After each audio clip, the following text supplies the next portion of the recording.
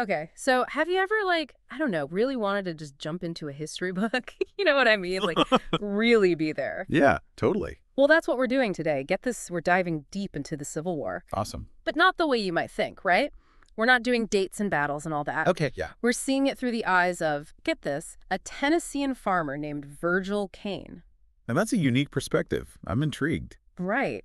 And it's not some dry textbook either. Hmm. It's personal, like a diary almost. Oh, This sure. historical fiction manuscript, it reads like a memoir. Wow. So it just pulls you right into his world then. Exactly. Like finding, I don't know, an old journal in your attic, you start reading, and bam, this incredible story unfolds. Drama, family feuds, you name it. Wow, that's incredible. Let's hear it then. What's the story? All right, so picture this.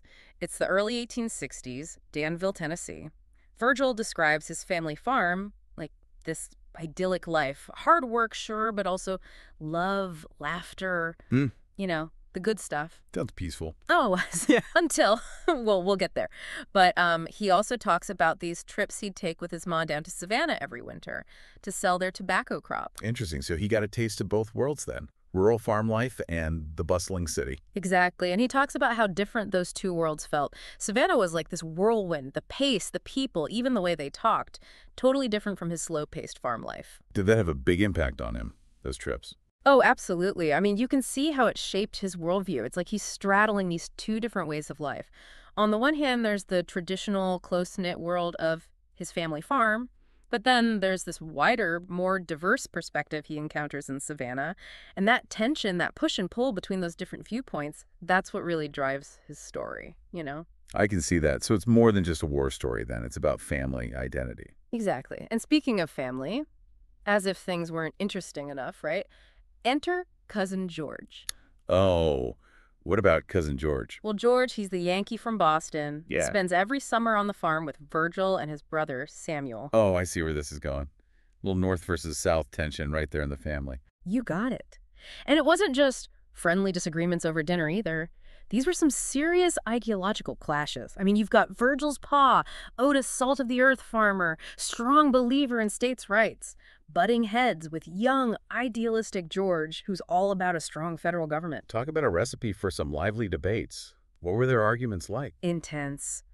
Otis, he truly believes secession was the only way to protect their way of life.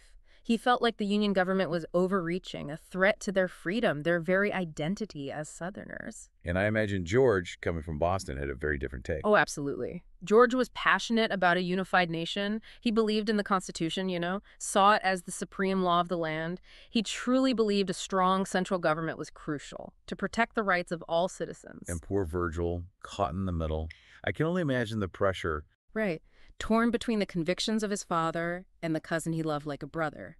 It really makes you think, how would you navigate those family dinners? It's almost like a microcosm of what the whole nation was going through at the time.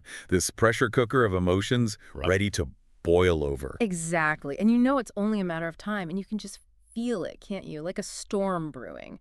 And Virgil, his family, they're right there in the middle of it all. Oh, I bet. And then it hits. 1861, the South secedes, and Virgil and his brother Samuel, they enlist. It's a powerful moment in the story. He describes saying goodbye to his ma, promising her he'll look after Samuel. Oh, wow. Knowing what we know now, that's a tough promise to make. It is. And you get this sense of, I don't know, this mix of fear, excitement, even a little naivety. Like so many young men going off to war, they think they're fighting for something noble. With their homes, their families. Right. But war is never that simple, and Virgil, he doesn't try to make it pretty. He describes the brutality, the fear, the constant exhaustion. And then there's that encounter on the Danville line, right? 1864, I think it was. Intense. Just picture this. Virgil, Samuel, fighting alongside their Confederate buddies, defending this crucial railroad line. And on the other side, who do they come face to face with? Don't tell me. Cousin George, leading a Union raiding party. Oh, man. Talk about a family reunion you don't want to have. Right. In the chaos, the smoke, their eyes meet just for a second. But it's enough. You know, it's like this stark reminder of how this war, it tore families apart, brother against brother. It's one thing to think about the war in general terms, but to see it through the eyes of a family divided like that. It really makes it hit home. But Virgil's story, it goes beyond the battlefield, too. It forces us to confront the moral complexities of the time. slavery especially. He recounts the experiences of Sally Tanner, a slave owned by a Confederate captain. Sally's story is, well, it's tough to read, Mm-hmm. but so important. She talks about the separation of families, the cruelty, the constant fear. There's this one part, she describes her mother being sold at auction, ripped away from her children. It's heartbreaking. In Virgil, you can tell he's wrestling with all of this, trying to reconcile what he's always known with the horrors he's witnessing firsthand. It's like this internal struggle, and it's something a lot of people faced back then, this conflict between ingrained beliefs and the reality staring them in the face. Right. And it's not just about the morality of slavery itself, but the complexities within that institution, you know? Exactly. Like with Tiny, the captain's son. Born into slavery, but loved, acknowledged by his father. It's this strange paradox. Here's Tiny, fiercely loyal to a cause that denies his own humanity. Really makes you question that whole lost cause narrative, doesn't it? Really does. No. But just as Virgil's starting to process all of this, his world gets flipped upside down again. He's captured. Oh, no. By Union soldiers. Yep. Thrown into a prisoner of war camp. I bet that was brutal. What keeps him going?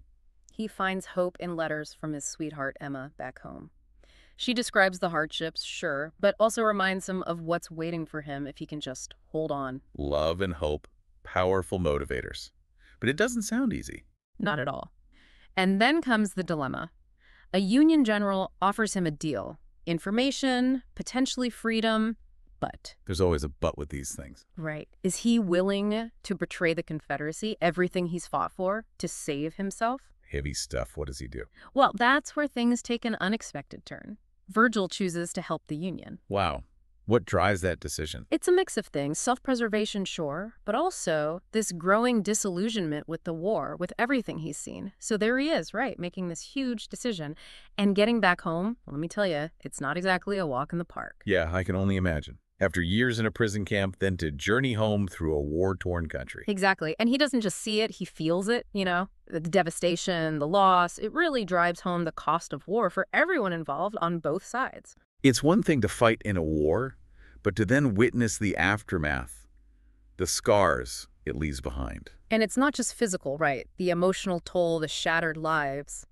It's a lot to process. Absolutely. It makes you wonder, how do you even begin to rebuild after something like that? And that's the question, isn't it? Because Virgil, he finally makes it back home to Danville, but he's not the same man who left. Haunted by the war, grieving for his brother. And then trying to find his place in this new world. Reconstruction.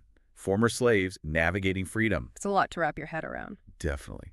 And the story, it doesn't shy away from how complicated things were. I mean, Virgil, he's carrying all this baggage, all these ingrained prejudices, even as he's trying to make sense of this new reality. There's this one scene, it's really something. He runs into this group of freedmen, led by this woman, Shariah.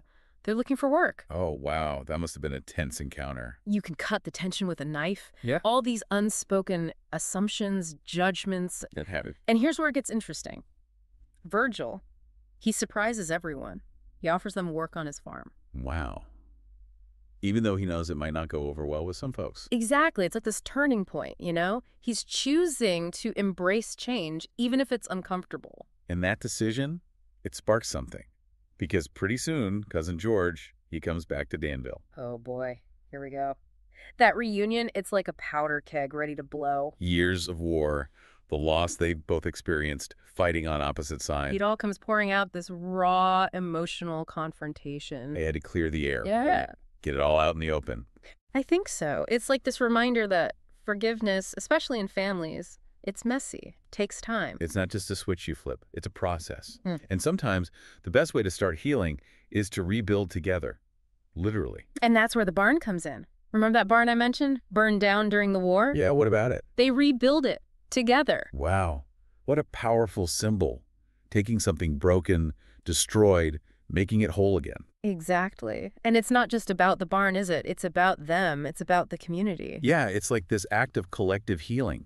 Former enemies, working side by side, finding common ground. It's a powerful testament to the resilience of the human spirit. To find hope, even in the midst of so much loss. And that's what I love about Virgil's story, you know? It's about family, forgiveness, and this unwavering belief in a better tomorrow, even when things seem their darkest. It's inspiring. It makes you wonder, could you find that same strength within yourself? That's the question, isn't it? Could you forgive? Could you rebuild? Could you embrace a future forever changed? It's something to think about. It really is.